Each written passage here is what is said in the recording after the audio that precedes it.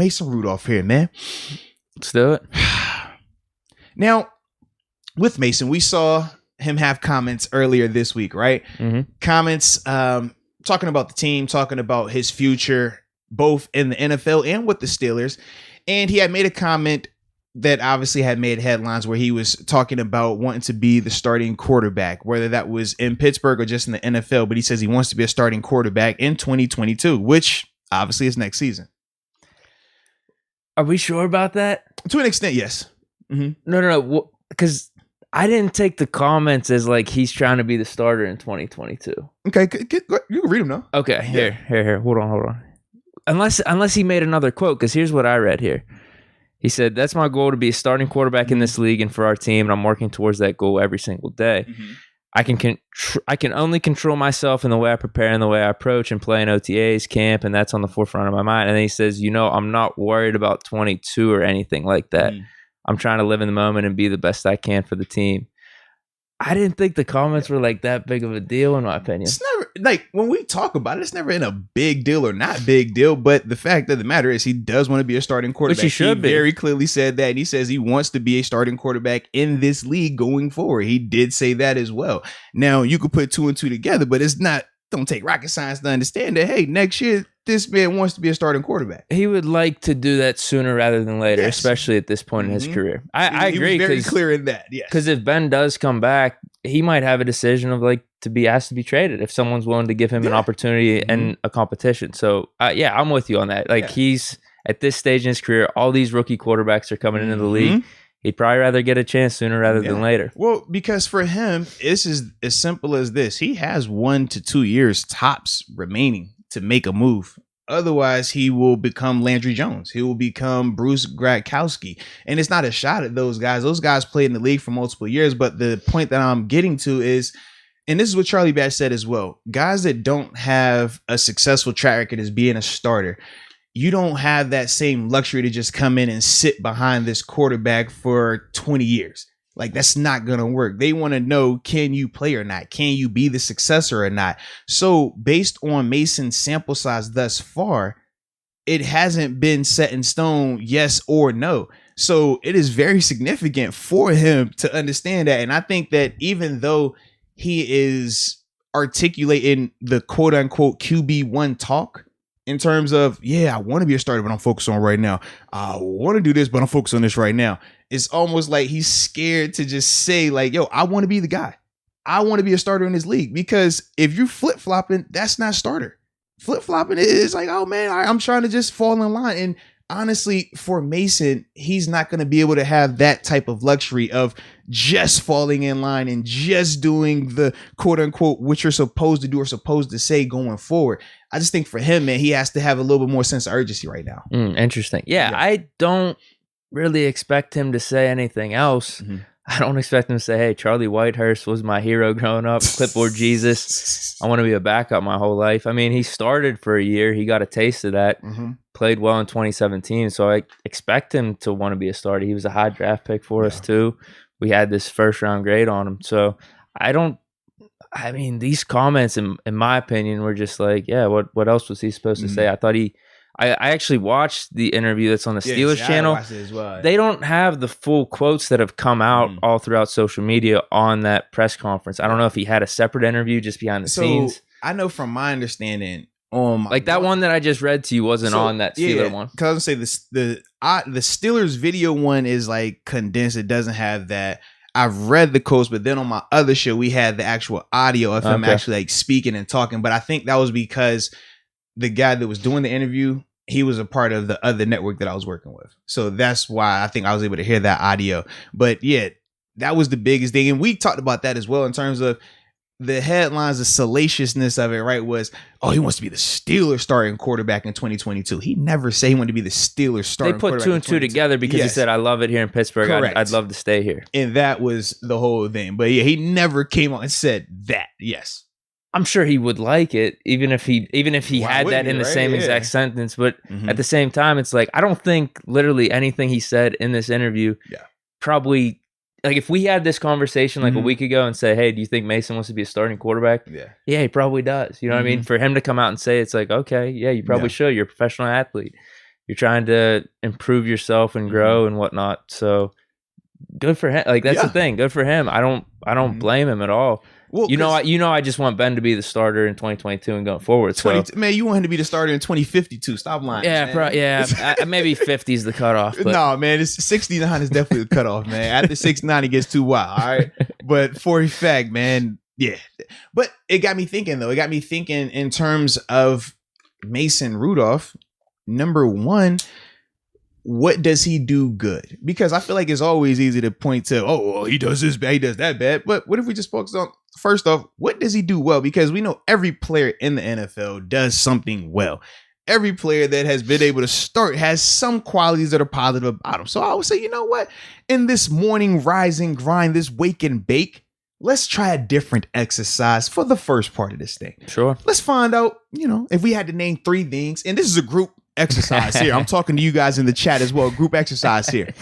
If we needed to name 3 things that Mason Rudolph does well, 3 things that would make us feel like, you know what, he is capable of being a quarterback in this league, what would those 3 things be? What would you say they are?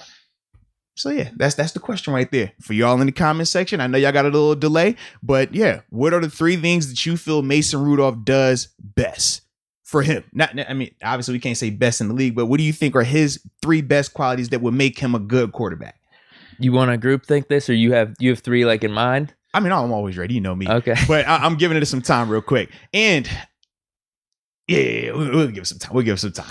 I was trying to see how I was going to read this. While we're giving it time, I'll read this from real quick.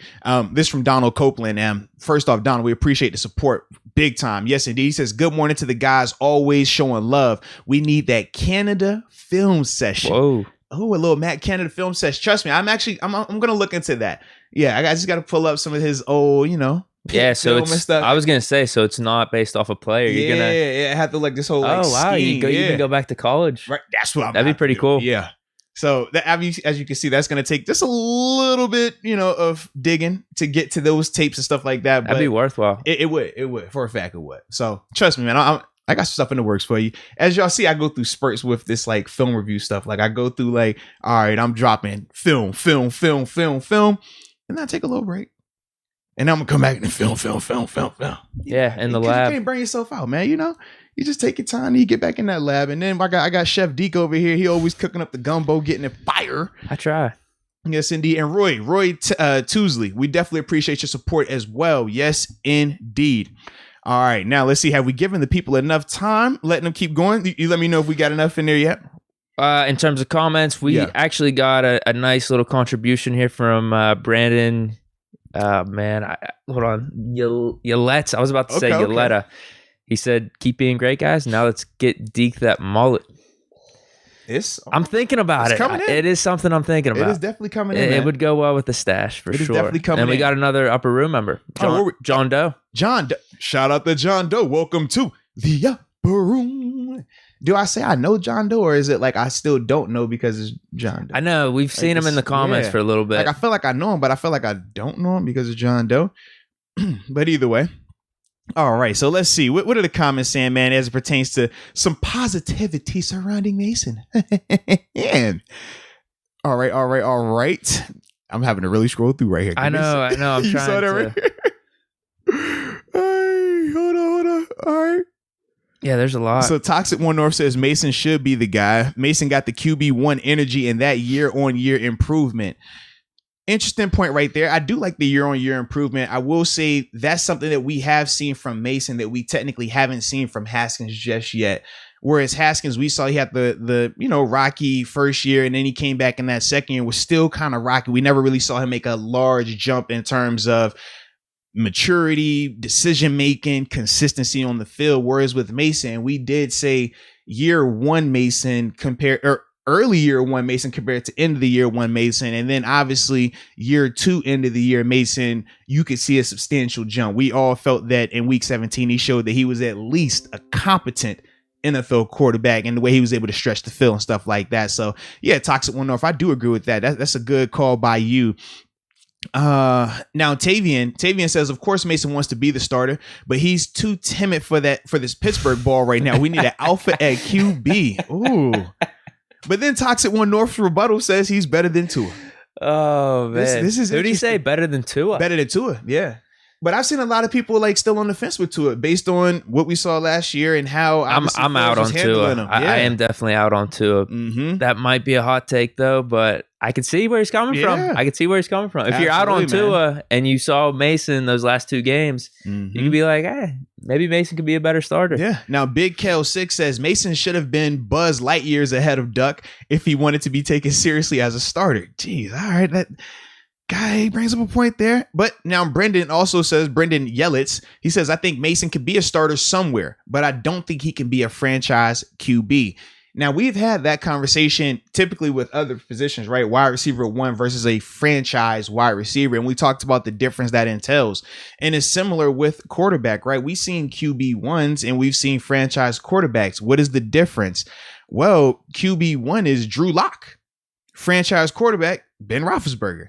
We've seen QB1 before. What's my man pouring? Kirk Cousins. No. Because even with Kirk, he flirts with franchise quarterback, but he's not. I feel like he's the bottom tier franchise quarterback. Whereas he's been in the league a while, Teddy and has gotten Bridgewater. big contracts. And he came in as what draft pick too? Think about that, man. 4th rounder. Yeah, think about that, man. Yeah. Was it? I thought it was 5th.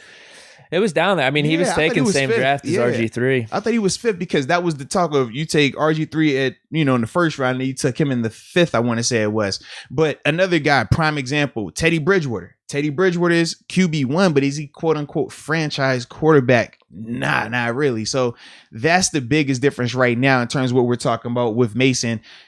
Could he be QB1? I could see that. Franchise quarterback? That's what we're all waiting to see right now. That's what some people have been saying. They say, if Ben does retire, I could see Mason being like the stopgap quarterback for a year or 2. Yeah. And that is the difference right there. It's like, okay, could he be a competent starter to get us through a couple seasons versus, hey, we're going to like put all of our eggs in one basket for you for the next like 10, 15 years. I mean, that's a tough call. Yeah. It's going to be interesting. It is. Based off everything we've seen thus far, there's no way you could say that. I do think he deserves a shot, though. Whether it's a competition between him and Haskins or if we draft someone, he at least deserves a shot. I think over these past couple performances and how long he's been in the system. I definitely think he's earned that as well. And then Toxic One North also says he's got a good deep ball.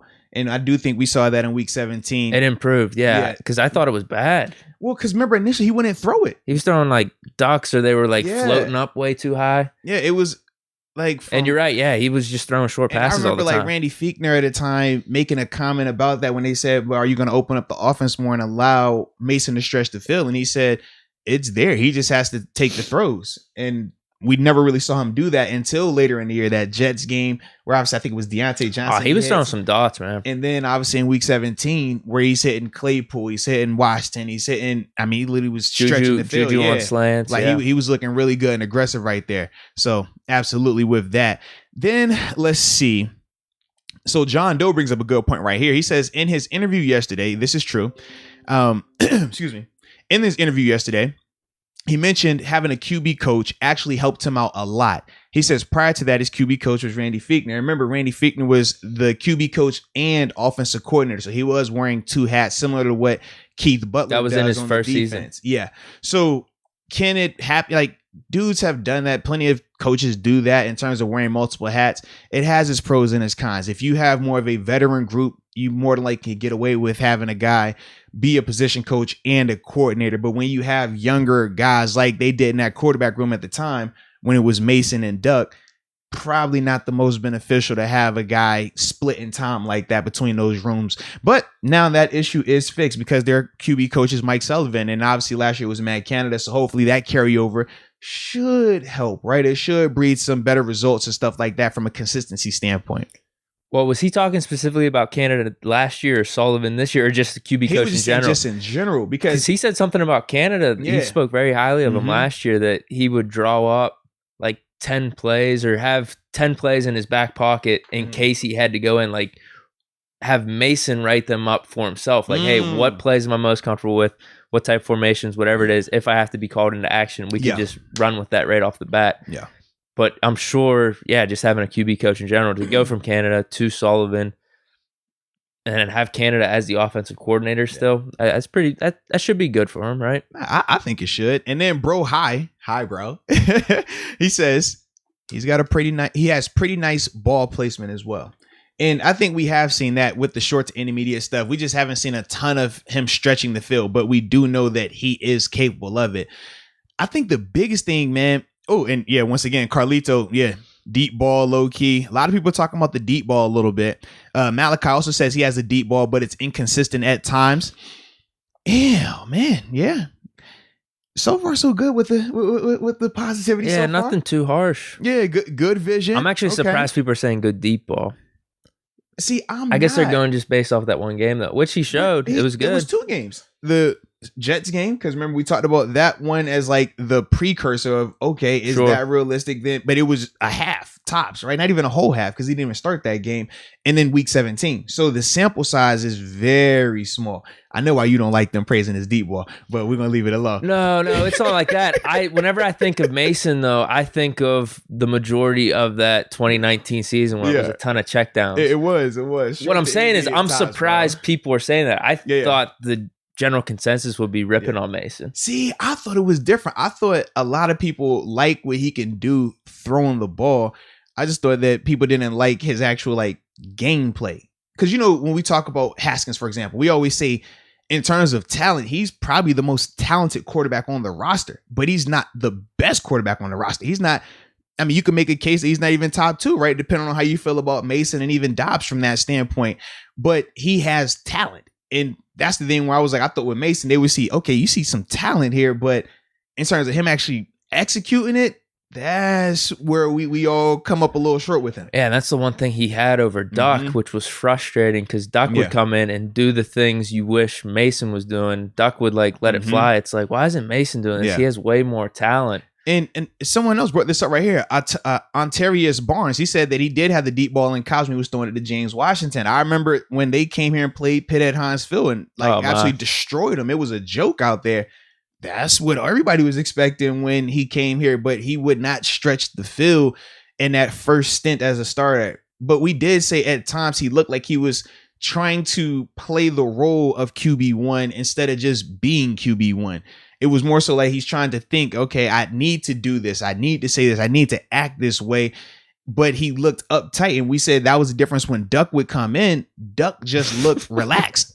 Duck played like a guy who was like, yo, I got nothing to lose. What, you going to send me home? Okay, you done that already? Like, I don't care. Like, I'm going to just do me. And you could see the free spirit and why he was successful with that and also why he struggled with that. Whereas with Mason, he really looked uptight every time he was out there. It looked like he was playing to not mess up or to not do what QB1 should do or should not be doing. It looked more like that than him just actually playing. But they finally benched him in that Bengals game. And then when he got his chance again in the Jets, I think that flipped the switch for him somehow, some way, where he almost took on that Duck mentality because they benched him. So it's like, all right, now I come in. What do I have to lose? You bench me again? I already got benched, so let's just let it loose out there. That's what happened in the Jets game. He looked like a completely different player. No. And Rod Dollar agrees. He also says that his deep ball is better than Ben's right now. Oh. No cap with the emoji. He definitely had the guy with the X emoji, and then he has the graduation cap emoji. Dude, so it's I'm feeling too good this morning to get into this. It was one game, or 2 games, kind of game and a half for Mason. I'm not getting into this. I'll still take Ben, dude. He didn't say he wouldn't take me. He just said he has a better deep ball than Ben right now. That's all he said, man. Well, I'm still saying deep ball for Ben too over Mason. He's gonna ball out this year, dude. I'm telling you. We're gonna be checking back on these tapes. I'm gonna look like a damn prophet out here. I hope so, man. For your sake, I hope so. And then Ancient Ox says that Mason's pocket awareness and check down abilities are really bad. Now, I think it's the reverse. I like his check downs. The pocket awareness, I do agree. I think that he needs to feel the rush a little bit better, understanding where he wants to move, because we talked about how that led to some of the sacks that 2019 season in terms of him either holding it too long. I know him and Duck were doing the like super far drop back thing as well. So yeah, that's definitely something that he's gonna have to work on. But I think there was a play or two even in that Browns game where you kind of thought that. Yes. where you're like, oh man, we're back to this again. Yes. But no, he played the game out good. He played the game out good. But I like in that Browns game, he did start out a little bit more aggressive. We had that Claypool pass. I think that's what got him going. And then from there, he opened it up. But early on, it was very calculated. Very calculated, man. Yeah. Oh, but Peter Miles comes to your defense. He says, Ben is the GOAT. Thank you. And we're not saying he's not the GOAT. We just said that Mason throws a better deep ball right now. Ain't gonna do it to GOAT. No, come on. That's what he said, It was it. It's cool. But it's a difference between, like I said, being talented and actually being able to perform under pressure. An analogy that we would always talk about in terms of performing under pressure was if I get a 2x4, right? Just basic piece of wood. I throw it on the floor right now and I say, Deke, walk across this 2x4. You probably walk across that thing with your eyes closed, right? You might even moonwalk like you Michael Jackson. You bad. Hee. Like you got that juice, right? But now if I take that same 2x4 and we go downtown Pittsburgh and I put it across one of them tall buildings and I say, hey, Deke, walk across this 2x4. You're going to be over that thing sweating bullets. You're going to be over here legs shaking. You be like, yo, is that still a 2x4? Still the same 2x4. Your foot hasn't grown any bigger. The 2x4 isn't any narrower. The only difference is what? It's a lot more pressure to succeed. And that's the difference right now when I think of Mason and some of the Dwayne Haskins. They can do the things. They have the talent, but their ability to produce under pressure right now, it's been lacking. They haven't been able to do that consistently. And I think that's why whenever we have these conversations about them, it's so hot or cold, because some of us will see the qualities, but then a lot of us also see where under pressure, these guys aren't doing it. They're not executing the things that we know they're capable of, or what we expect, or at least what we have seen from a guy like Ben, right? Ben is up that thing, jump roping one leg, chewing gum and patting his head on that 2x4. Whereas with these guys, we're like, y'all can do that as well. But they I can't. It's the fear of it, man. Yeah, and there's levels to pressure. Like right now, their pressure is, could I become the starting quarterback and just stay consistent? Yeah. Then there's next pressure of, can I lead this team to a division? Can I lead this team to a playoffs? Maybe win that game late in the season on Sunday Night Football.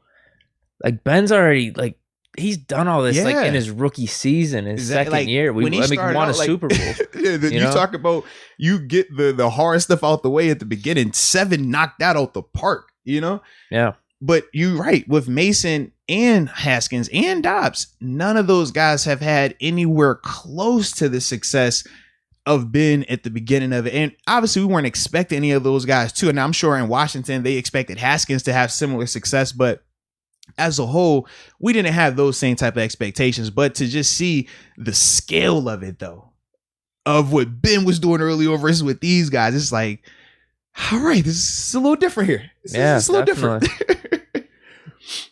But, Benor, he definitely brings up something right here. He says preseason is going to be a show for us Yinzers. I agree, man. I think this is one of those years where it's really going to be 100% exciting watching these preseason games, because you're going to get, in terms of this quarterback battle in particular, you're going to have games where Mason is out there with the ones. You're going to have games where Haskins is out there with the ones. You might even get a game where Dobbs is out there with the ones. And why is that important? Why is that exciting? Because we're going to get a chance to see all of these guys in a good setting. But don't forget the reverse, right? If Haskins is with the ones, that means Mason has to go with the twos this week. If Mason's with the ones, that means Haskins with the twos, and vice versa, and with Dobbs as well. And now we're going to get a chance to see if these guys are as talented as we think they are, if they can put it together consistently in the preseason when they're supposed to be the best player on the field. When you're out there with the ones, we don't expect those guys to be the best player on the field. We know we got studs out there in terms of skilled players. But when they're out there with the twos, if Mason is out there with that 2 offense, if Haskins out there with the 2 offense, it needs to look like how Ben looked in any of his years prior to 18, right? Where it doesn't matter who's out there, he's going to make them look great. That's what it should look like, because the talent gap should be that if Mason or Haskins or Dobbs is capable of being a legit NFL starting quarterback. If Ben is out there in a preseason game in the second half, what do you think it's going to look like?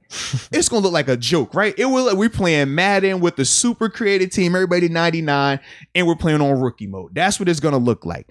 Now, we know that Mason and Haskins, they might not be capable to that extent, but it needs to look gory at times when they're out there with the lesser unit, right? They need to make sure that they're able to elevate those guys' plays, because if they can't elevate those guys, why would I expect them to be able to hold their own as the starting quarterback for the Pittsburgh Steelers or for another NFL franchise? So that's why for me, I'm like, I can't wait till these preseason games start, man. And we get 4 of them this year too. Yeah, it's going to be fun. So I was thinking, me personally, I thought of like 1 or 2 things. You know, you said like name absolutely 3 things. Because I don't think this one was mentioned. Actually, I don't think both were mentioned yet. One is just ball security. That is the one thing. He does check the ball down a lot. He wasn't taking his chances. At the same time, with how our defense was playing, we were in the games. It wasn't one of those things you felt great about of, wow, how long is this going to last us into the playoffs? But it was like, we're doing what we need to do to get wins. We were 0-3. We're bouncing back a little bit. He's not turning the ball over outside of that Browns game because what do you have? He had 13. The Browns game was the one they got him. He had 13 touchdowns, 9 picks in that 2019 season. But you take away that Browns game, that's only 5 picks. Yeah. So that's what I thought he did pretty well for the majority of that 2018 season. Then number 2, I don't want to say this is necessarily a strength, but it is something that he showed me. A lot of Steeler fans, I think a lot of people were questioning Mason Rudolph's mentality, thinking he was weak-minded throughout that 2019 season. For him to bounce back like that against the Jets and then also the Browns, to see how like he handles himself, like that showed me something. I don't know if I want to say mental toughness, but you got to show a little bit of that at least. So I don't want to say he's as mentally tough as some of these great quarterbacks out there, but it's a step in the right direction for sure. And I was really impressed with those last 2 games. No, I agree, man. For me, the 3 things that I said that I had written down or whatever, number 1 was his deep ball placement. I thought in week 17, he showed really good consistency on his deep ball. It carried over from what we saw that previous year in that Jets game. It just confirmed it for me. So deep ball placement was the first thing. Command of the offense, I thought was the second thing in terms of how he addresses the huddle. He is a natural leader in terms of when he commands the huddle, he commands the huddle. When he is at the line of scrimmage and he's going through his progressions, he is in charge. I like that. We've seen quarterbacks where they aren't in control of that offense. They don't look like they're able to talk to these guys and generate that same type of respect that's needed. I have seen that with him. I've communicated with guys that respect him and talk about him in that vein. So I do like the fact of his command of the offense. So those are my first 2 things. And then the third thing was the toughness, because we talk about the Myles Garrett situation. Oh, yeah. Dude, that was not easy to deal with in the physical sense or in the mental sense of everything that transpired after the fact. And then when you talk about a guy who was having a rocky performance in that game, for him to be able to bounce back in that Jets game at the end of the year, get hurt, then come back, Cowboys game, right? Rocky in that little 2-3 plays, but then not let that deter him from week 17 against the Browns, where he's still able to come out here and play at a high level. The mental toughness on him, I absolutely love, because we know since he's been drafted, he's been criticized. Since he's been drafted, he met the rocky road of Ben early. Remember, Ben said in the interview, well, if he asks for help, I'm not going to talk to him. I'm just going to point to the playbook. That was your boy. He said that, leader. He's helping him out, man. He's helping him out. Point to the playbook. This is the right page. Yeah, he just say you're going to point to the playbook. That's what he said. He said, I'm not here to mentor. He's like, I'm pointing to the playbook. So for him to have to deal with that as your first introduction, but then you still are here. You're still in the mix. You still feel like you want to be here, because he could have turned down the 1-year, $5 million deal that they sent him. He could have turned that down, but he said, no, I feel like this is the best opportunity. I want to be here. I like it here. So with that, I'm like, man, that's mental toughness, baby, for a big time way right there.